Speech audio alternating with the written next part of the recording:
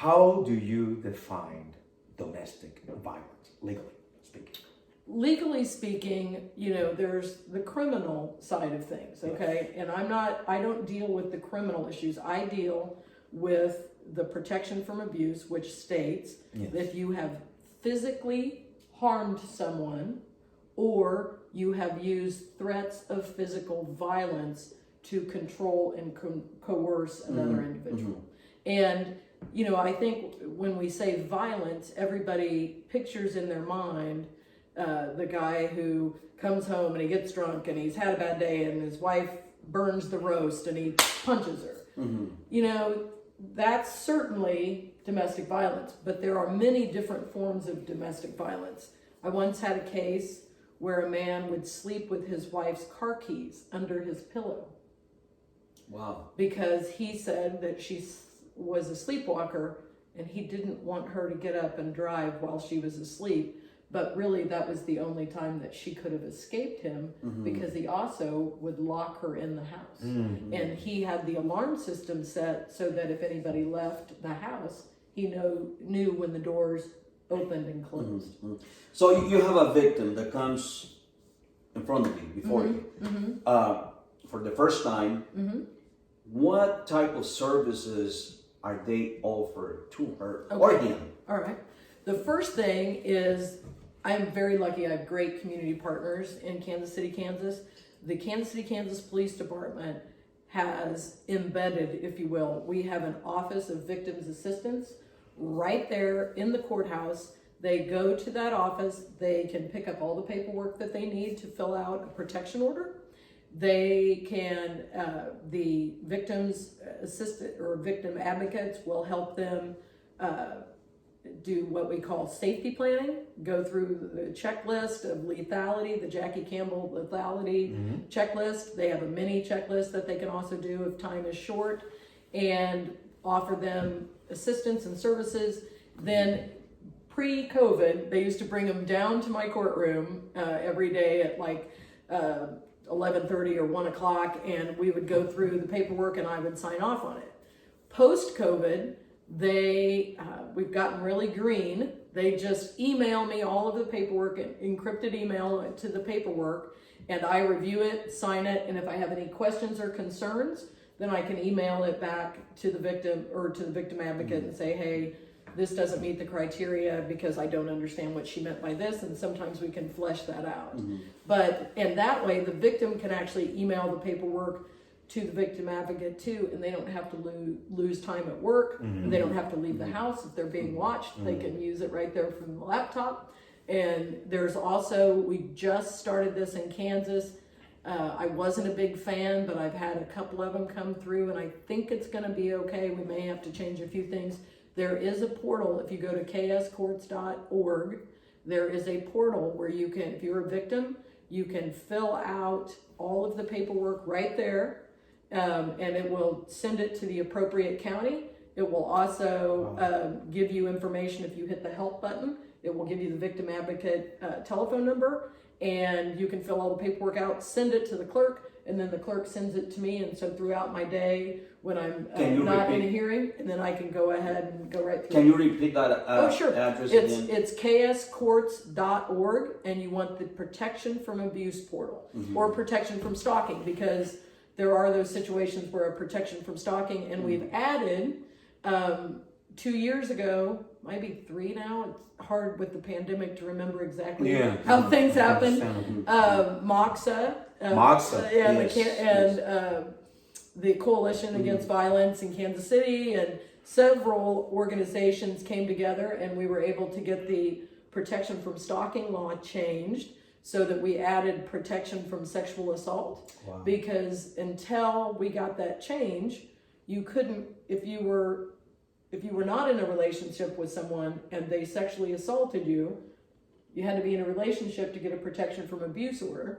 You could, if it only happened one time, you couldn't get a protection from stalking because we needed 2 incidents to prove stalking, at least 2 or more. So we were stuck. We couldn't help those victims. And there were situations where one of the ones that really stuck out in my mind that I used when I testified was, we had a a hotel manager who sexually assaulted one of his employees. And here she was having to go to work every day, and here's the guy that sexually assaulted her still there. Wow. And he could come up and talk to her, and even though they weren't supposed to have any contact, here he was, and she couldn't do anything about it. So now with the change in the law, we can have that protection from sexual assault, and his employer would have to make arrangements to keep him away from that employee. So socioeconomic issues, financial issues, are definitely at the very top of the matters that can actually make a person, whether this person is a male, female, regardless of the sexual orientation of the person.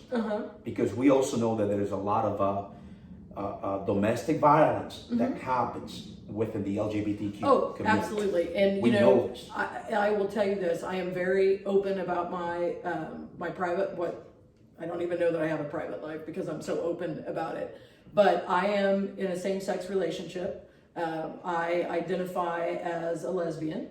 And I think because of that, because of the way the law is written, and you can apply for any county, you can apply in any county, I have seen a lot of LGBTQ TIA plus individuals come through my courtroom because they know that they're going to be treated with respect, and they're not going to be treated as an oddity, if you will. I think there's a misunderstanding out there for a lot of people that they believe that domestic violence issues only happens within the heterosexual community. And that's not true. That is not true. That's not true. And in fact, I think sometimes when people are forced because of societal norms or what they feel are the majority of society, when they're forced to live on the margins, that makes them easier to victimize. Absolutely. And it puts more power in the control of the victim or the abuser. I want to take you back to the first time, the only time. You know, just as an example, I'm at home, my wife went to work, right? She comes home, the bed is not made. Boom, I get a black eye, right? We go to court. I'm sorry, you get a black eye from my wife. from your wife. Not from making the bed, from my wife. Okay. All right. So we go to court. I'm gonna have to talk to your wife. Then I decide, look at my wife, and I'm so in love with her, I cannot press any charges. I don't want to go through with this. I'm done. I don't want nothing to do with the courts anymore. What happens then? Well, if you're in the criminal system, they can still go forward because they'll have your statement, your victim statement in the narrative if the police officer did all of their work. They'll have their report that shows that the police officer came and you had a black eye, right? But in the civil side, the case gets dismissed because in the civil world, that petition for protection from abuse is yours. So if you come forward to me and you say, Judge Lynch, I want to dismiss this, then I'm going to go through, I have kind of a checklist that I have memorized, and I'm going to say, all right, Mr. Cervantes, I understand. I've been taught by the National Council of Family Law and Juvenile Court Judges that it's this, you as a victim, you don't have a lot of autonomy, so we need to let you make this decision. However, you understand that if you dismiss this case, you're not going to have any protection under this order, and she can come back into the home. Yes, I understand that. Okay. And you understand that if this was just one situation, that's great. But if this should happen again, you understand that just because you dismiss this case doesn't mean that you can't come back and file again and ask for protection. And do you have a safety plan in case this should happen again? Do you have some money that you can keep so that you can go to a hotel room if you feel like you need to be safe? And we go through all of those kind of things and what I'm doing in that process, when I'm asking you those questions, I hope what I'm doing is not making you feel bad, but in fact, giving you education and giving you information that you can use in the future. Now, there are some hard lines. If someone has been threatened with a weapon, like a gun or a knife, or if someone has been choked by putting their forearm up here, and people go, oh, he didn't choke me, he just cut off my air. That's strangulation, right? a lot of people say choking. Strangulation is intentional, choking is accidental. Yes. But most of the time it's strangulation. But we know, based on forensic information that has come in and forensic investigations after a domestic homicide suicide, that there was at least one choking incident before that happened. So that makes you 7 times more likely to become a homicide suicide victim. So I will say, ma'am, I don't want to scare you, but I know from your petition that you were strangled. Yes. And I just want you to understand that that makes you 7 times more likely to become a homicide suicide victim. And if you have children, that's 10 times more likely. Wow. We also know that the abusers that are so narcissistic that they are willing to take the one thing that you need to breathe, that you need for life is air. It's the first thing we do when we're born. That he will kill the children in front of you and then kill you, so you know your kids are dead when you die. Wow. And they don't kill themselves. Yeah. I remember that particular incident when I was a police officer. I was called to interpret for detectives, and this male, the suspect, strangled his wife. And one thing that he said was, "She did not tell me to stop. She did not tell me to stop." And when you looked at the victim, this poor woman, you can see the evidence that she had been a victim over and over. And when you looked at the records, she had been victimized. She was the habitual victim of domestic abuse. And it's easy. Well, it is easy for somebody to become the habitual victim of domestic abuse. And we just saw your nephew fighting in a professional fight in a cage. In a cage, the fighter taps out. Sometimes the fighter doesn't tap out. However, there is a referee that stops the fight. In the streets, people do not have that opportunity. And even when people ask for clemency, they do not get it. It's tough. And well, and you know, victims are, we've seen it, we all watch court TV, we've all seen, you know, the demonstration or the entertainment on TV where they have the victim on the stand and they're asking her questions and she can't recall. Well, when you are being strangled, right, your body starts to shut down and it's sending oxygen and it needs oxygen, so it's sending it to your vital organs to keep you alive. So sometimes your brain, when it's deprived of oxygen, during that traumatic event and you're gasping for breath, you can't talk, you can't say no because you can't speak, and you can't remember all of the facts. That's correct. And things get scrambled so you don't remember chronologically. Did this happen first or did that happen first? Well, I don't know. And a lot of times victims have been hurt so many times that they are walking around and don't even know that they have traumatic brain injuries and they don't have good recall. We know that's true. We know that professional fighters will suffer for what is called, whether you're a boxer or a mixed martial arts fighter, you will suffer for what is known as dementia pugilistica. And we also know that professional football players will suffer from what is called CTE. Right. And I don't want to mispronounce this, but I believe it's called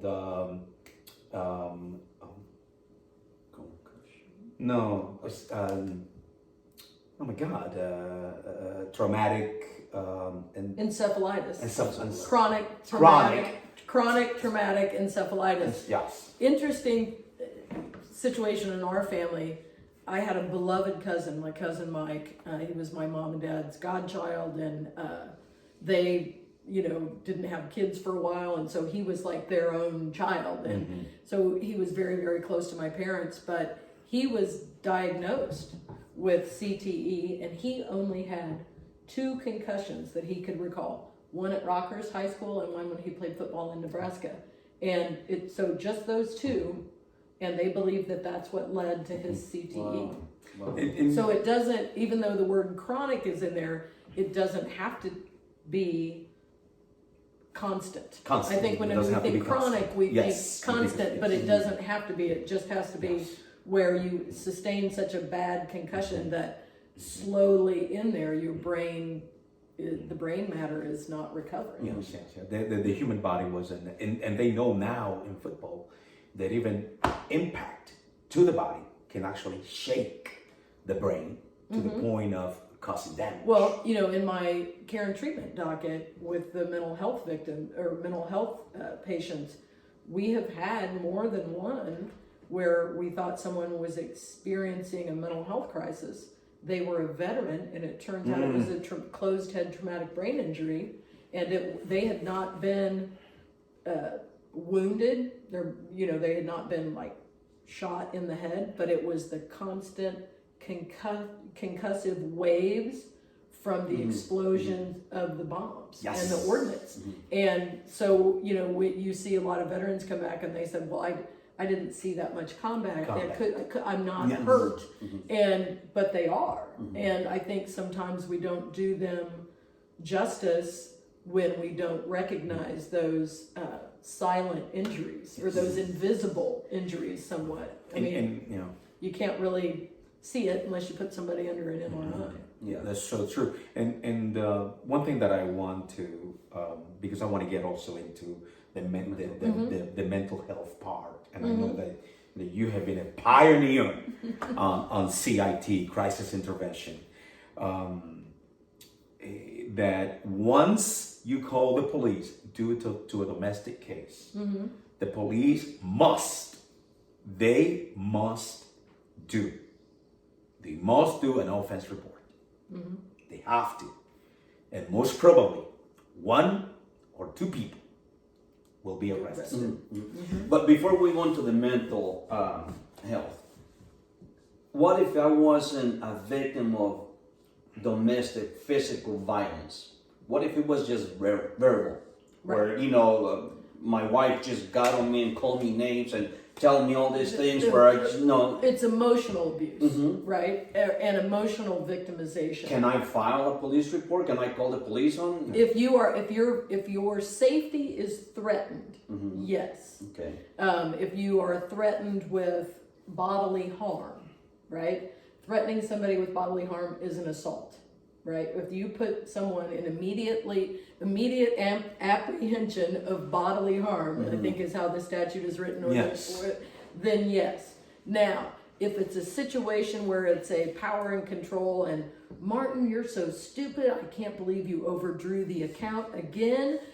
Just get over there and you're so stupid, I can't let you drive the car, and it's all that kind of abuse. That falls more into the protection from abuse. Okay. On the civil side. Because unless someone's safety is threatened, but that constant negative running someone down, we know that has an effect on their mental health. It affects their anxiety, it affects their depression, they don't sleep well, and sleep is the only thing that cleans out the brain, they don't remember all the domestic violence. And then he says, see, look how stupid she is, she can't even remember, she's making this up, this didn't really happen, she's just making it up, she can't even remember what she lied about, when in fact it was his victimization that is causing her inability to recall. Okay. So we know that in cases like that, that's a great question, Mr. C, because we in many cases we have a breadwinner. In many cases it's like that. I am the breadwinner. I am the one who runs the house, and if you don't do as I say, even though I don't lay a finger on you, I'm gonna take the kids away from you. I'm gonna take the house away from you. The person, even though we don't have a crime as far as your safety hasn't been threatened, the victim doesn't feel like, well, the officer doesn't have enough probable cause. There's not a visible injury. There is no reasonable suspicion to believe that a crime has been committed.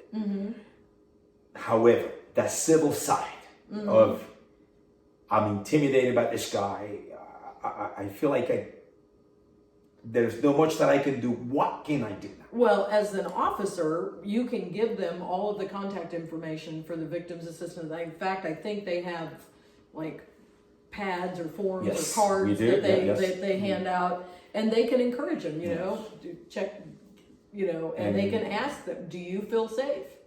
Can can we get you, is there someone you can call? Is there someplace you can go? Those types of things.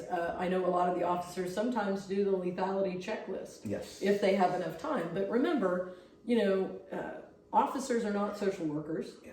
They're under a constant need to get to the next call because unfortunately there's plenty of them out there. Mm-hmm. So they can't take as much time. That's why the Victims Assistance Unit is so important and can help the victims out, and they can follow up because if there is it's my understanding that if there is a call about a domestic case, that information is transmitted at the end of the shift or end of the day to the Victims Assistance Unit, and they can call, if they have the contact information, call and follow up with the victim about services. Who is a part of the Victim Assistance Unit? Right now, Wendy Medina is the head, and we just hired, we have the a social work student, Consuela Covington, is also one of the victims assistants, and I'd love to see her stay on, but I don't know how much money we have. And we just hired a new lady, and she has, I think, just started on Thursday, and I have not met her yet,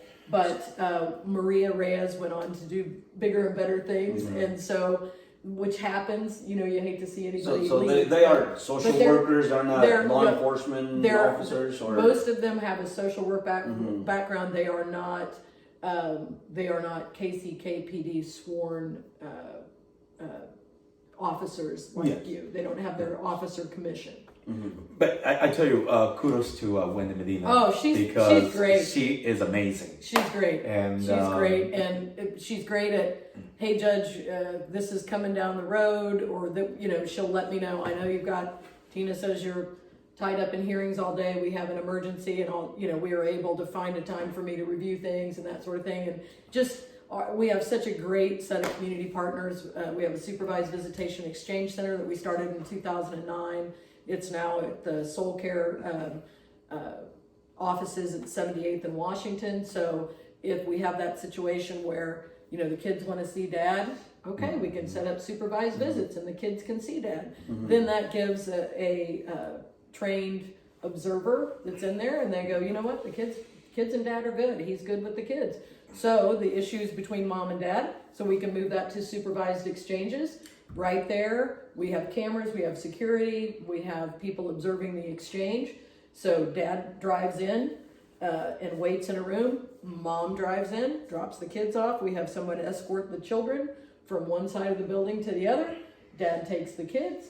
He goes on, mom waits, and then she leaves. So there's a 15-minute gap in between each one, so that dad can't use that exchange to victimize mom, use the kids as a weapon, and if he doesn't bring them back, the first thing that they do is they call the police, and it's an Amber Alert and a parental kidnapping case, because we have all of the evidence right there. And they've they've been given rules and guidelines, and they understand that that's the protocol. And the beautiful thing about or victims services unit is that I know at least Wendy's bilingual. Oh yes, we have. I believe Consuelo. Consuelo, I don't really know. I don't know Consuelo, but we know, and I know this from experience, from being a former police officer, that we had a lot of issues with the Hispanic community, where the machismo mentality, where. Well, that's true. There's, the machismo, and I'm the charge of the house, and there are rules in different countries about what happens, and they think those rules are the same in the United States, and they're not. Yes. And we have, but the thing that irritates me about there are people out there who are anti-immigrant. Yes, that allows them to be victimized. Yes. Because people prey on that. Yes. I have had more than one case where someone is a United States citizen. They have children with or in a relationship with someone who may not have all of their papers in order, and the victim believes, well, if I come to court, I'm going to be taken in by ICE. We don't do that. I don't. Yes. Nothing in the Protection Act has me check anybody's citizenship. I don't care. That is not my concern. That is not my jurisdiction. My jurisdiction is making sure people are safe.